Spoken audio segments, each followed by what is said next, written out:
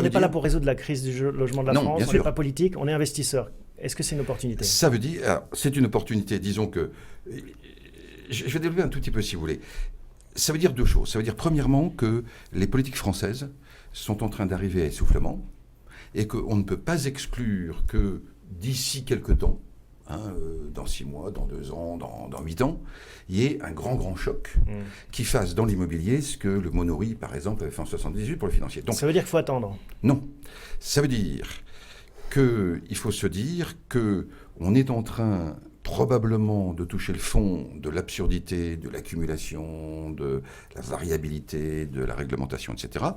Et qu'il faut se tenir aux grandes tendances. Les grandes tendances, c'est quoi? C'est la démographie, avec beaucoup de nouveaux ménages qui ne s'établissent pas de façon homogène sur le territoire. Donc là, il faut suivre les tendances démographiques régionales, villes, etc. Un bon point. Donc on suit la démographie. Oui, non, il a tout à fait raison. C'est-à-dire que les fondamentaux sur l'immobilier en France sont relativement sains. C'est-à-dire qu'on a une législation sur le crédit qui est quand même relativement protectrice, qui a évité des dérapages type subprime.